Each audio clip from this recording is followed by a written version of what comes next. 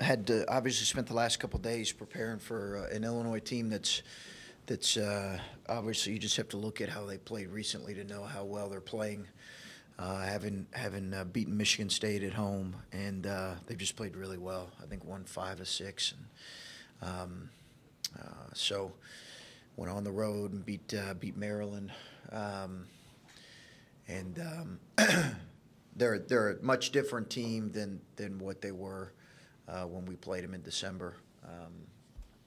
I think even in December, what we looked at is we said, hey, they're really well coached. They play really hard, and that was on the heels of them almost beating Gonzaga, taking Gonzaga to the buzzer. So they've got really good players, well coached. We're going to need to play well.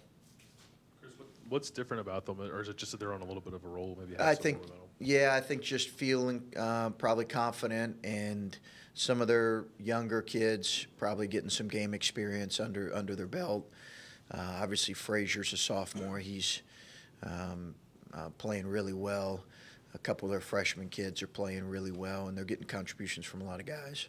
I wrote it down. Bashanishvili, the big guy. I know he did play a little bit against you guys when you played him last time, but he seems to have a more featured role now, playing a little better. Just what kind of challenges does he present? Well, he was in foul trouble at their place, which, ultimately, might have been certainly a difference in the game was him being in foul trouble. He's a versatile interior guy that plays really well in their offense and defensive stuff. He's really smart. He can score over either shoulder. And obviously when you have 35, you're playing pretty confidently. You talked last year early on about how you can't have the turnover percentage in the 200s and have a good season. You guys have managed to have a good season in spite of that this year. Why do you think you've been able to overcome some of that and at least be where you are right now? Yeah, I think it's I do think that catches up to you. And it's no secret, right? We're playing a team that leads the league in turnover percentage defensively, and it's the area that we're the weakest in the league. We're 14th; they're number 1. So certainly, it's a tough matchup for us in that regard. We just, we have to play better in that area. We have to coach them harder in that particular area, and I don't think we're ever going to be a team that is this necessarily is going to be top 4 or 5 in the league. But if we're at the bottom, I don't think that if we continue to be 14th, I don't think we're going to have the kind of finish that we want. You obviously got better at that last year. It was like the first 10 games was really rough. Yeah. And you got, was it just a case of veterans that they could figure it out, and that's kind of what you lack on this team? That was a big part of it, I think. I think that was a big part of it. I think JT did help us a lot in that way last year because he was a de facto point guard on the floor, and was able to get places because of his physicality, and I think we lack that a little bit right now with burst and physicality with the ball. CJ can get places, but he also, we all know, he can get bodied and pushed around, and I think that's why he has struggled in this particular matchup. On that subject, I mean, obviously you can recruit guys that are just gifted as ball handlers, yeah, and they're just good dealing with pressure. But when you got a situation like this, what as a coach are you doing? Like, what's the drills looking like, and how much do you harp on it? Well, every day, and we work on stuff every day to try to correct some of these measures. About a month and a half ago, we tried to simplify things offensively to try to correct some of these issues. Yeah, I mean, it's in every. I mean, we started practice yesterday with working on it for a good 25 minutes. So, I just think we got to keep working on it. And guys, some of it is we do have some young guys that are trying to figure out what they can and can't do, both in shot selection and in their ball handling. But a lot of it is just our older guys need to embrace it and make better decisions. And we got, as coaches, continue to think about what we can do to improve it. On another train of thought, I was wondering if you could confirm if the first Illinois win counted as a true road win, because they elected to switch it from Champaign. Yeah, I don't think, Dan, do you know? So it's neutral for records keeping, but it's a road game for the net. For the quadrant? Yes, Yeah. for NCAA purposes. And I was wondering also if you just had taken the time before the season or throughout to get a better understanding of what's going on with the quadrants and the net ratings, of what's going to be like a bigger win for us going into the game. I did study it before the season, and sat down with David Egelhoff, and just kind of looked at it and said, hey, listen, how is it going to be different? Now, what we didn't know at that point was how different that was going to be from the RPI, and it's come to be significantly different in some cases. Now, the RPI is supposed to be minimized, but I did look at it. To be honest with you, I was in some ways just hopeful that was going to be something that I was going to be looking at this time of year, in a serious way. So, yeah. But I again, right now, do I look at it every day? I don't, because our teams, we got so much left to play. Illinois is a team that has won 3 or 4 like you guys. They're a little undersized as well, and they're a young team. Do you see a lot of similarities in the way Illinois has played recently as how you guys have done your recent stretch? I think that they're obviously playing well. I don't know if I see significant similarities. Obviously, they beat a really good Michigan State team. I think that both teams are different, but both teams are really young. There's a lot of young teams in this league, but both teams are really young. I just think they're probably like us, having a better understanding of kind of what it takes to win in this league. They also played well, I think, in the closing stretch this time of year last year as well, from what I recall. Over your time as a coach, do you find any connection between teams that you've had that are good at grinding out close wins as opposed to teams that maybe don't handle that as well? Say that question again, I'm sorry. Just from your time coaching, teams that are able to more frequently grind out those close wins like you guys have done recently, yeah. As opposed to teams that maybe struggle with that, is there any kind of correlation you've ever found about what makes teams good at that? Yeah, I think there's definite common qualities. I think it's a resiliency that is required in moments like that. You always chuckle as a coach when you hear a fan or say, how did they give up a 9-point lead on the road? Like, well, they're trying to win too, and they're trying to get stops and scores, and the reality is there is a resiliency that's required in moments like that, and kind of an intestinal fortitude, and that requires some maturity and some toughness. And then at the end of the day, right, in those kind of games that are close and one-possession games, players win games, right? C.J. Jackson making that, whatever you want to call that, it was not something, I had no role in that whatsoever, and wouldn't want to claim it if I did.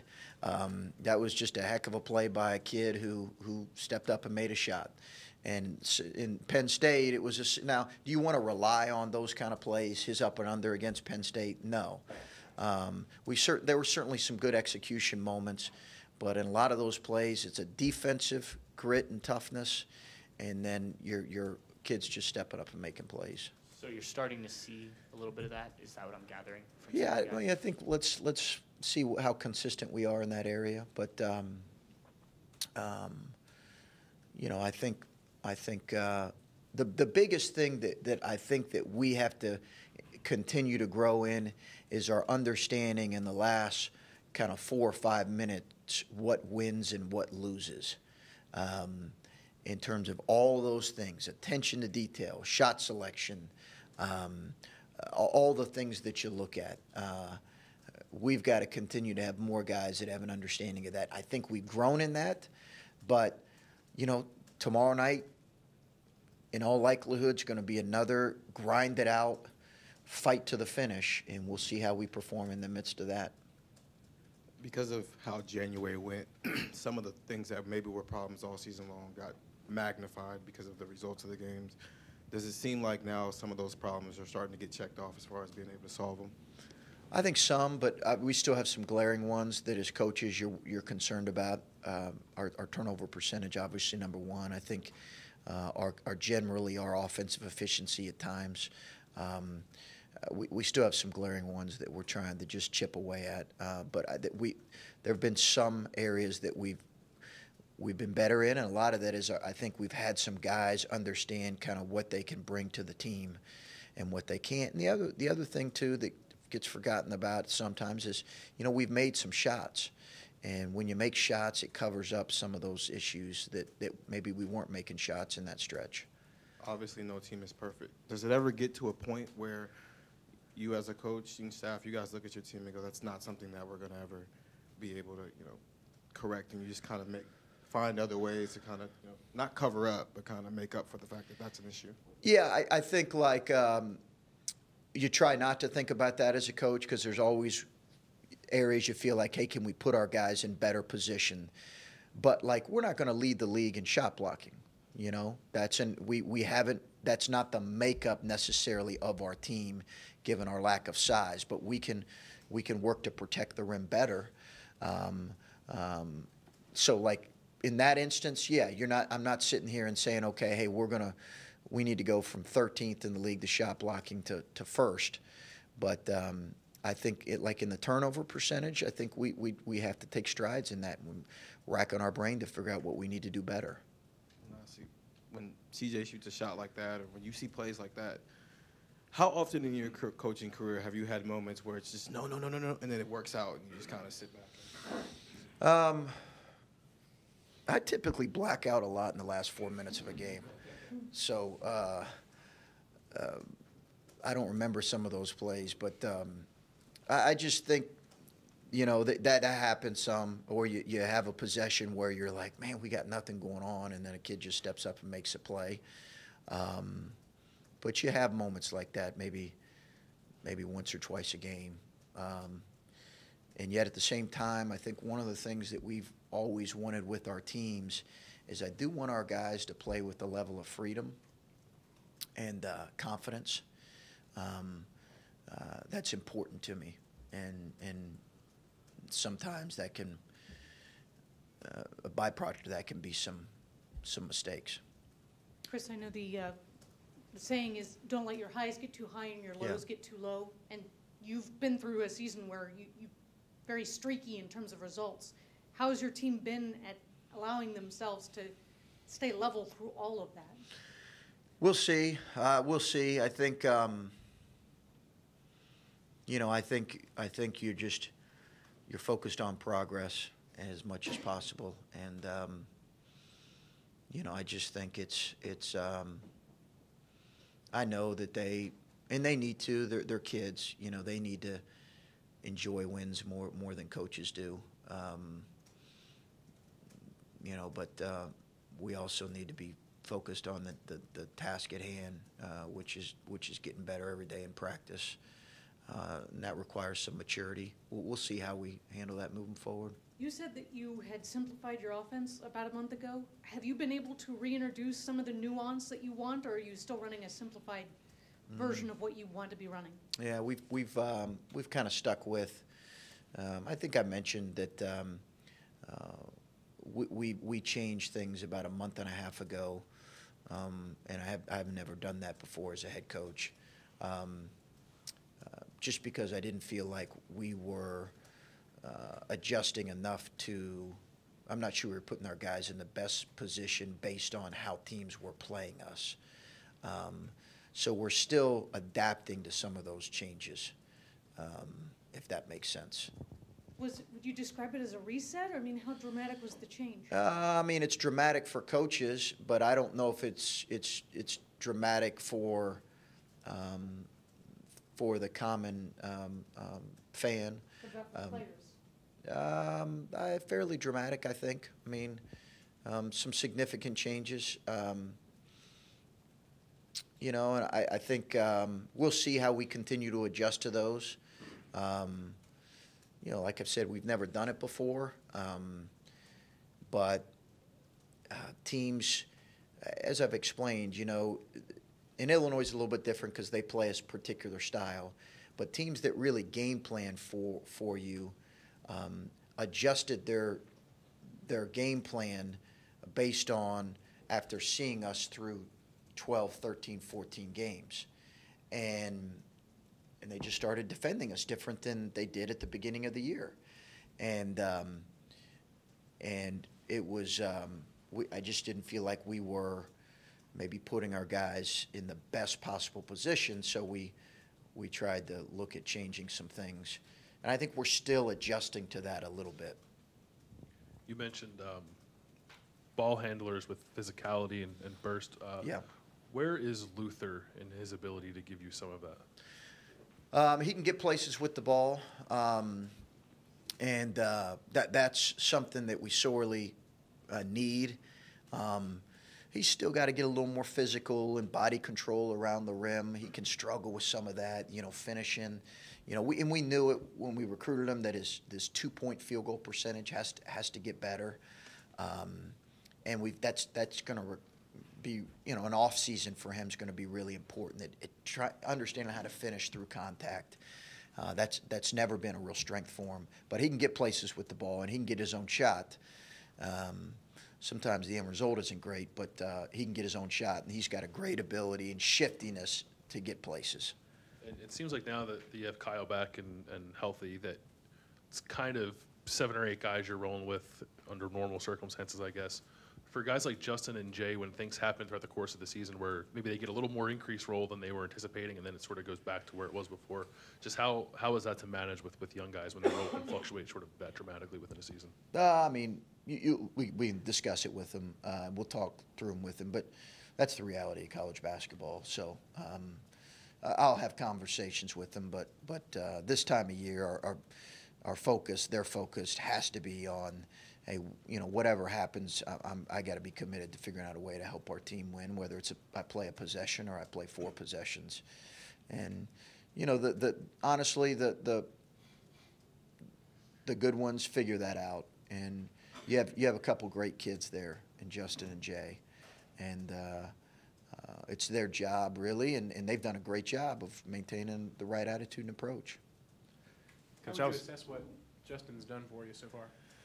I think he's been a tremendous asset to our program. I really do, and he's been great in practice. And you know, I think like any freshman, you get knocked around a little bit and yelled at by the coaches, and you know, it's a long season, and that can get the best of you at times. But you know, if we're not correcting you, then that's when you start to worry.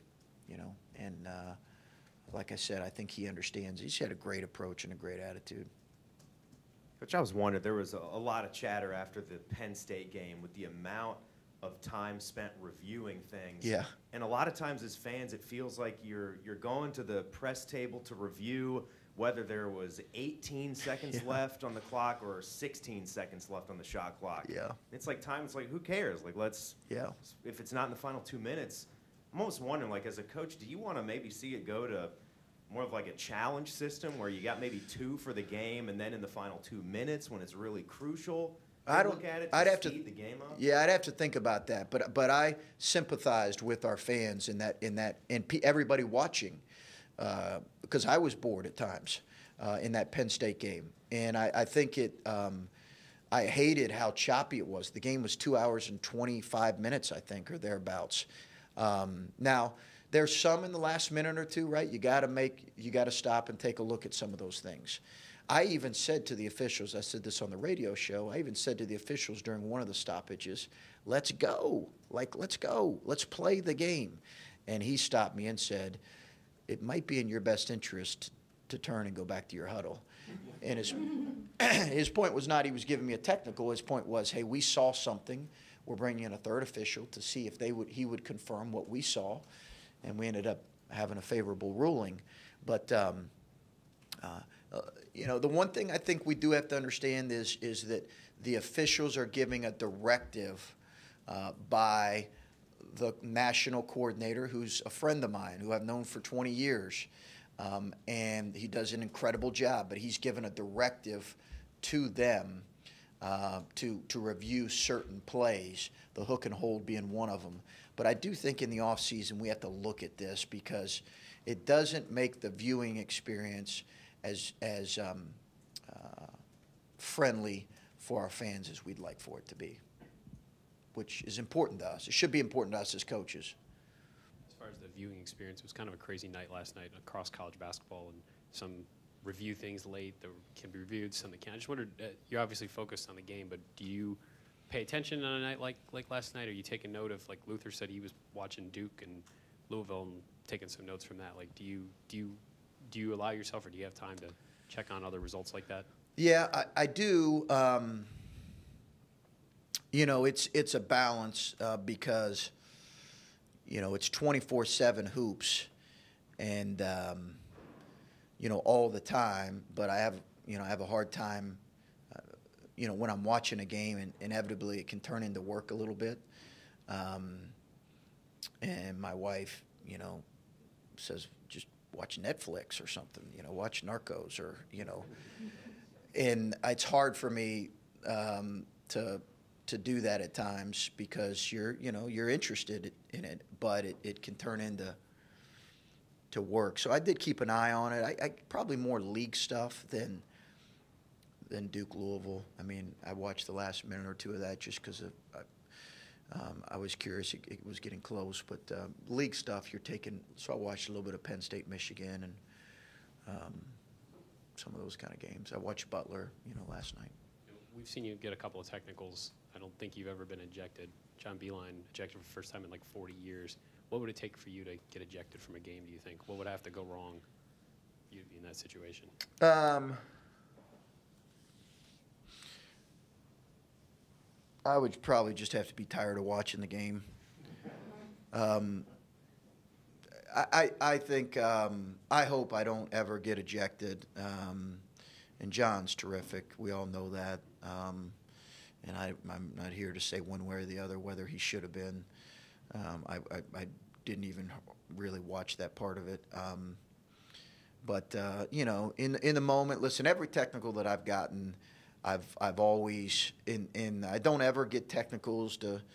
I get technicals to defend our guys, but I won't ever get them. Hey, listen, I'm going to try to motivate you by getting a technical. I'd rather not give up a couple points to motivate our guys. I'm genuinely upset, so it's not an act, but I've never been particularly proud of those moments. I get that, they happen. So hopefully that I'm not sure if I can go 40 years, but hopefully I'll have a similar record. Okay, thanks, guys.